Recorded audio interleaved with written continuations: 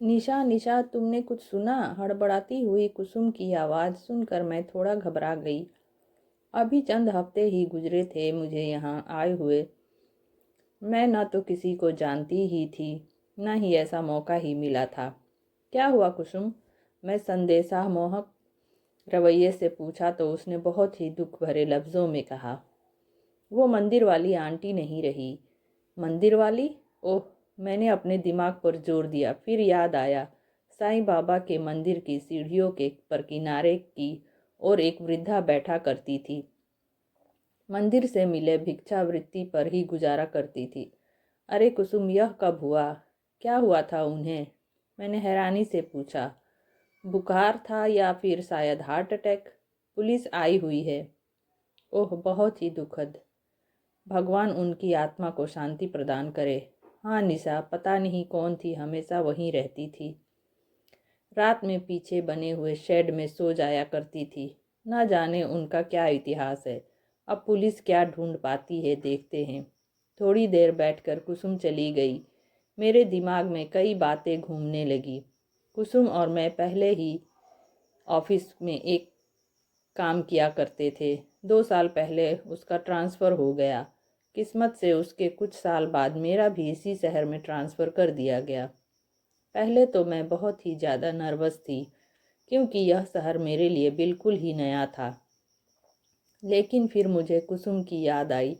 उसने मेरी पूरी मदद की थी। अपने नीचे वाले फ्लोर में घर दिलवा दिया था। अपने घर से पहली बार मैं दूर हुई थी। मुझे तो यहाँ एडजस्ट करने में ही दिक्कत हो रही थी। खाली समय में मैं अक्सर वहीं साईं बाबा वाले मंदिर चली जाती थी। वहाँ बैठकर मुझे बड़ी शांति मिलती थी। वहीं मंदिर के किनारे एक बुजुर्ग आंटी बैठा करती थी। बिल्कुल ही सफ़ेद बाल, चेहरे पर झुर्रियाँ। कुछ दिनों के बाद धीरे धीरे हमारी जान पहचान होने लगी। वैसे तो वह कभी कुछ नहीं कहा करती थी, लेकिन धीरे धीरे हमारी पहचान होने लगी थी तो मैं ऑफिस जाते समय उनके लिए भी अक्सर टिफ़िन ले जाया करती थी। उसके बदले में वे मुझे ढेर सारा आशीर्वाद दिया करती थी। पर कभी मैंने उनसे उनके बारे में पूछा नहीं और ना ही उन्होंने मुझे अपने बारे में बताया। थोड़ी देर मैं अनमनी सी रही। फिर तैयार होकर मैंने कुसुम को फ़ोन किया। कुसुम, एक बार मंदिर चलें क्या? आंटी को एक बार देख लें। बिल्कुल ठीक कहा तुमने निशा, चलो चलते हैं। मंदिर में काफ़ी भीड़ थी। कुछ देर बाद आंटी को दाह संस्कार के लिए ले जाया गया।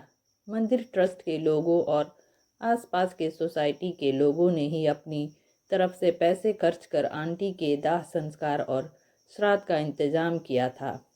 वहाँ लोग कह रहे थे, दो दो बेटे हैं आंटी के, दोनों अमेरिका में सेटल हैं। बुजुर्ग दंपत्ति अकेले रहते थे। पहले उनके पति की मृत्यु हुई। रिश्तेदारों ने धोखे से घर हथिया लिया। बेटे बहू पूछते तक नहीं। मजबूरी में आंटी इसी मंदिर में आ गई थी। यहाँ के पुजारी से उनकी जान पहचान पुरानी थी। यहाँ से 2 घंटे दूर कमला नगर सोसाइटी में ही उनका एक शानदार फ्लैट है।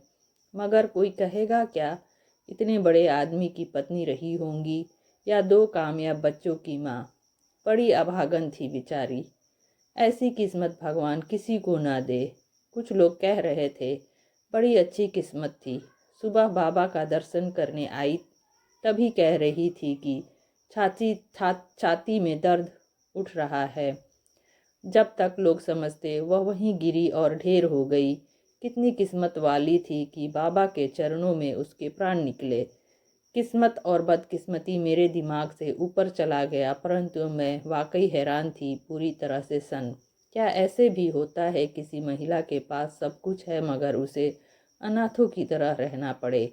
कम से कम उनके दोनों बच्चे वृद्धाश्रम तक तो पहुंचा देते।